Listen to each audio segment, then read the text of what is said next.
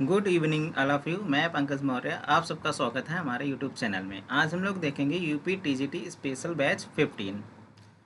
UP TGT special batch पसंद आ रहा हो तो चैनल को ज़्यादा से ज़्यादा शेयर करिए, लाइक करिए एंड सब्सक्राइब करिए। चलिए शुरू करते हैं आज का session. Let's start. Question number 281। Pride, envy, gluttony, greed, lust, sloth and wrath, ये सब क्या है?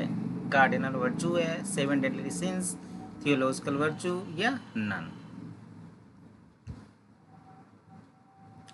तो इसका करेक्ट आंसर हो जाएगा ऑप्शन बी, ये सेवन डेडली सिंस है। एक्सप्लेनेशन देखिए, seven deadly sins in medieval and later Christian theology, मतलब मीडिवल और क्रिश्चियन थियोलॉजी में ये सेवन डेडली सिंस बताए गए हैं। These since are usually identified as pride, covetousness, lust, envy, gluttony, anger और स्लोथ। ये सेवन डेडली सिंस है और सेवन डेडली सिंस को ही कार्डिनल सिंस के नाम से भी जानते हैं। तो याद रखिएगा, मेडवल और क्रिश्चियन थियोलॉजी में सेवन डेडली सिंस बताए गए और सेवन डेडली सिंस को ही कार्डिनल सिंस के नाम से भी जानते हैं। Question number 282। The unelaborate narration of a single incident is called. जो अनइलेबोरेटेड नरेशन होती है सिंगल इंसिडेंट की, उसको क्या कहते हैं? एनेक्डोट, सोलिलॉकी, शॉर्ट स्टोरी या नन? इसका करेक्ट आंसर बन जाएगा ऑप्शन ए, एनेक्डोट, यानी लघु कथा। अनइलेबोरेट नरेशन रहती है सिंगल इंसिडेंट की। Anecdotes are short personal stories about the real people या events that are used in literature illustrate a point or concept। मतलब एनेक्डोट एक शॉर्ट और पर्सनल स्टोरीज होती है रियल पीपल या रियल इवेंट की, और इसका यूज लिटरेचर में किया जाता है किसी भी पॉइंट या कॉन्सेप्ट को क्लियर करने के लिए, स्पष्ट करने के लिए। किसी भी पॉइंट या कॉन्सेप्ट को स्पष्ट करने के लिए एनेक्डोट का यूज किया जाता है। Question number 283। The doctrine and discipline of divorce is an example of Milton's epic poetry, dramatic tragedy, prose writing या lyric poetry। Very important question है टीजीटी के पॉइंट ऑफ व्यू से।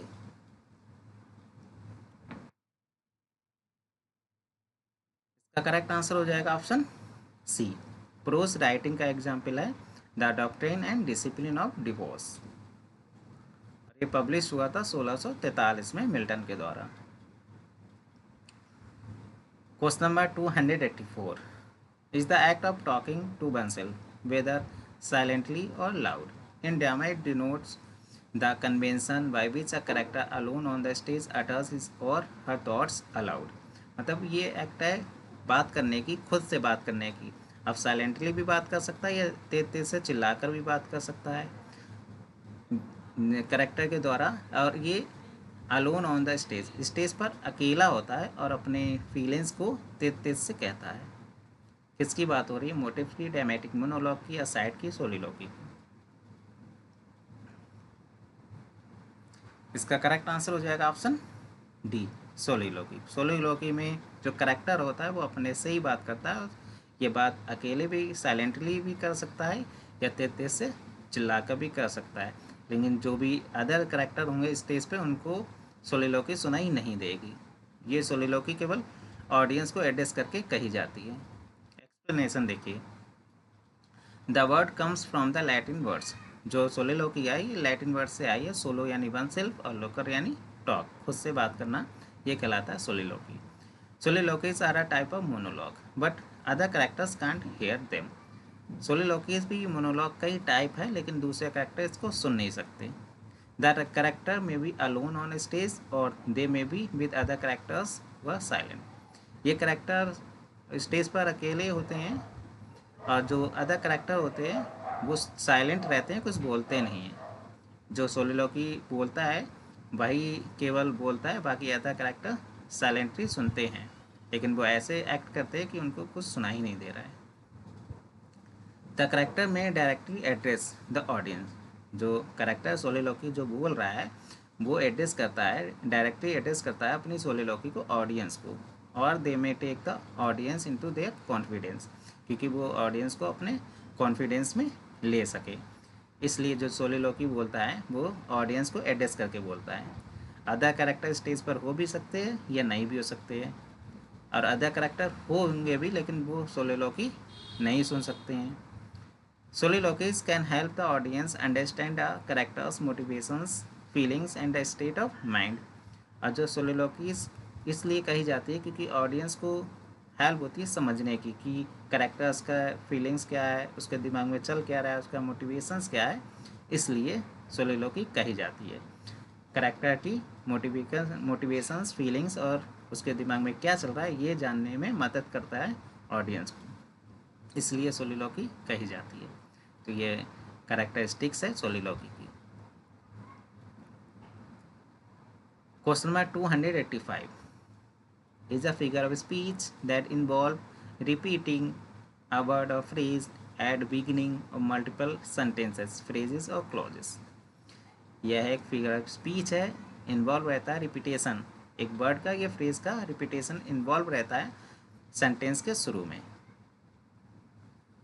असोनेंस, जोग्मा, एनाफोरा, कियास्मस। इसका correct answer हो जाएगा option सी, anaphora. Explanation देखिए, anaphora का मतलब होता है ग्रीक में repetition, deliberate repetition of a word phrase at the beginning of the each one of the sequence of sentence. प्रत्येक सेंटेंस के शुरू में जो फ्रेज होता है उसका रिपीटेशन या क्लॉज का रिपीटेशन या किसी शब्द का रिपीटेशन होता है सेंटेंस के शुरू में। जैसे we shall fight in France, we shall fight on the sea on ocean, we shall fight with growing confidence, ये रिपीटेशन आ रहा है we shall fight, we shall fight, we shall fight, ये एग्जाम्पल है एनाफोरा। तो किसी भी sentence में किसी भी फ्रेज का, किसी भी वर्ड का रिपीटेशन एनाफोरा कहलाता है। Question number 286 when words do sing hey ding ding ding sweet lovers love the spring is a line from Twelfth Night, As You Like It, Taming of the Shrew, Love's River Lost। इसका correct answer बन जाएगा option B, as you like it की line है, very important line है। When birds do sing hey ding ding ding sweet lovers love the spring. ये line as you like it play में आई है, it was a lover and his lass, ये song आया है, इसी सॉन्ग की ये लाइन है। विलियम शेक्सपियर का प्ले है as you like it. As you like it में एक सॉन्ग आया है, it was a lover and his lass, ये सॉन्ग भी याद रखिएगा, इस सॉन्ग की ही ये लाइन है और ये सॉन्ग अपीयर हुआ है एक्ट 5 सीन 4 में। तो ये सॉन्ग भी याद रखिए, सॉन्ग की लाइन भी याद रखिए। Question number 287 if we wish to know the force of human genius we should read Shakespeare. किसने कहा है विलियम शेक्सपियर के बारे में? डी.एस. लॉरेंस ने कहा है, विलियम हैजलिट ने कहा है, फ्रांसिस जेफरी ने कहा है, ऑस्कर वाइल्ड ने कहा है।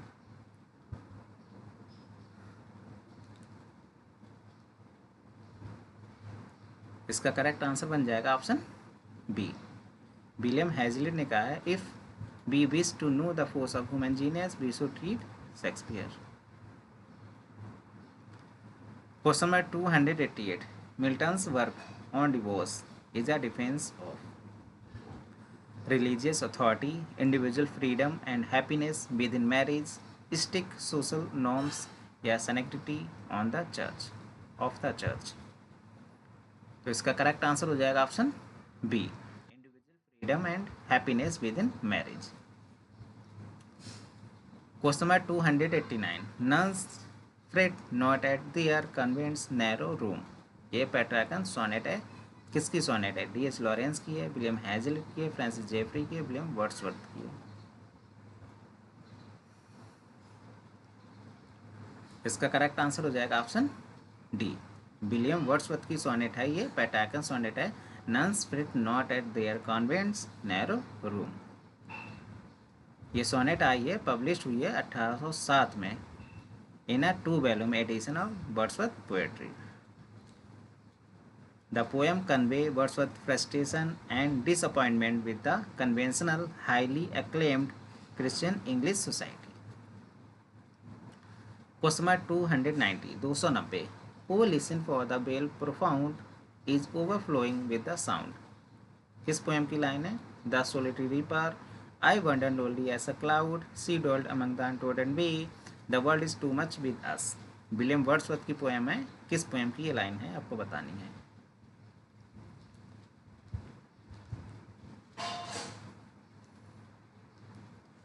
इसका करेक्ट आंसर हो जाएगा option A, the solitary reaper की लाइन है। द सोलिटरी रीपर पोएम है विलियम वर्ड्सवर्थ की, और इसी पोएम की लाइन है, O listen for the vale profound is overflowing with the sound.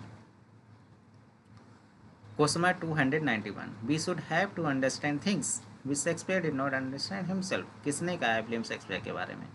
Samuel Johnson, T S. Lawrence, T S. Eliot, Victor ह्यूगो।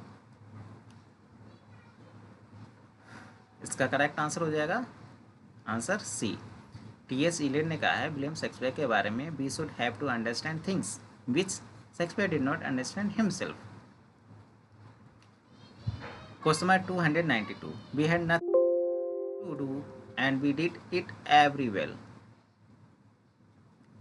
इसमें figure of speech है, सिनेक्डकी है, पैराडॉक्स है, एपिग्राम है, पर्सोनिफिकेशन है। इसका करेक्ट आंसर हो जाएगा ऑप्शन बी, पैराडॉक्स है। बैटरी लो हो गई है, फटाफट क्वेश्चन देख लेते हैं, 8 क्वेश्चन बचे हुए हैं। Paradox in literature is a statement of situation that seems to contract itself, क्योंकि ये अपने आप का ही विरोधाभास करता है, ऐसा प्रतीक होता है। एक्चुअली भी ट्रू, और एक्चुअली वो सही भी होता है, सत्य भी होता है। अपने आप को ही अपनी बात को काटता भी है, और जो बात काटता है वही सत्य भी होती है। अगर उसका डीपली मीनिंग देखा जाए, एक्चुअली मीनिंग देखा जाए, तो वो ट्रू होती है। जैसे the child is the father of man, paradox का एग्जाम्पल है। ये पोएम है वर्ड्सवर्थ की, माई हार्ट लीव्स अप। इसी पोएम की लाइन है, the child is the father of man, I must be cruel only to be kind. ये Hamlet play की लाइन है। Question number 293, mortals that would follow me, love virtue, she alone is free, is a line of education, commerce, paradise lost, या on Shakespeare. तो इसका correct answer हो जाएगा option B, commerce की line है। Question number 294, which of the following works is also a significant prose work by Milton. John Milton का कौन सा प्रोज वर्क है? पैराडाइज लॉस्ट है, सैमसन अगोनिस्ट है, एरोपैजिटिका है, या लाइसिडास है। तो इसका करेक्ट आंसर हो जाएगा option C, Areopagitica John Milton का प्रोज वर्क है। क्वेश्चन नंबर 295, विलियम वर्ड्सवर्थ की पोएम है लंदन 1802। इसको टू मिल्टन के नाम से भी जानती है। ये क्या है? इंग्लिश सोनेट है, पेट्रार्कल सोनेट है, स्पेंसरियन सोनेट है, ये नन है। तो इसका करेक्ट आंसर हो जाएगा ऑप्शन बी, ये पेट्रार्कल सोनेट है। Question number 296, is a type of fiction that focus on the life of specific region including its people, custom and landscape. किस नॉवेल की बात हो रही है? Regional novel, picaresque novel, psychological novel, या domestic novel. मतलब ये फिक्शन का टाइप है, और ये फोकस करता है एक स्पेसिफिक क्षेत्र को, एक स्पेसिफिक क्षेत्र के जीवन को ये बताता है, जिसमें उनके लोग रहते हैं, उनके रीति रिवाज रहते हैं, उनके लैंडस्केप रहते हैं। तो ये किस नॉवेल में रहते हैं? तो इसका करेक्ट आंसर हो जाएगा ऑप्शन ए, रीजनल नॉवेल। एक्सप्लेनेशन देखिए, मारिया एड्सवर्थ की कैसल रैकरेंट, ये एक रीजनल नॉवेल है, पब्लिश हुई थी 1800 में। इसकी सेटिंग है specific place such as town और रीजन, एक स्पेसिफिक प्लेस में इसकी सेटिंग रहती है। जैसे योकना पटावा, ये एक रीजनल क्षेत्र है विलियम फॉकनर का, एक फिक्शनल काउंटी है, फिक्शनल काउंटी है विलियम फॉकनर का योकना पटावा। जैसे बेसेक्स भी फिक्शनल रीजन है थॉमस हार्डी, तो ये रीजनल नॉवेल के अंतर्गत आते हैं। इसका question number 297, O skill to sing of time और eternity, John Dryden, D H. Lawrence, T S. Eliot, या अल्फ्रेड लॉर्ड टेनिसन। किसकी लाइन है? इसका करेक्ट आंसर हो जाएगा ऑप्शन डी, टेनिसन ने कहा है जॉन मिल्टन को, O skill to sing of time और इटर्निटी। एक्सप्लेनेशन देखिए, टेनिसन ने जॉन मिल्टन को रिफर किया है O skilled to sing of time of eternity अपनी पोएम मिल्टन में। Question number 298, the house of fame, ये पोएम किसकी है? डॉक्टर जॉनसन की है, डेना डिफो, अलेक्जेंडर पोप, या जॉफ्री चौसर। तो इसका करेक्ट आंसर हो जाएगा जॉफ्री चौसर की पोएम है the house of fame. Net में पूछा गया क्वेश्चन है द हाउस ऑफ फेम किसकी पोएम है? तो जॉफ्री चौसर की पोएम है। Question number 299, golden lads and girls all must as chimney sweepers come to dust। Figure of speech कौन सी है? तो इसका करेक्ट आंसर हो जाएगा ऑप्शन बी, एंटीथेसिस है। Question number 300, what is the primary social and religious context in which Milton wrote on divorce. तो इसका करेक्ट आंसर हो जाएगा option C, the English civil war and the rise of puritanism. इसका correct answer हो जाएगा। तो आज के लिए बस इतना ही। अगर आपको टीजीटी का स्पेशल बैच पसंद आ रहा है, चैनल को ज़्यादा से ज़्यादा शेयर करिए, लाइक करिए एंड सब्सक्राइब करिए। Thank you so much.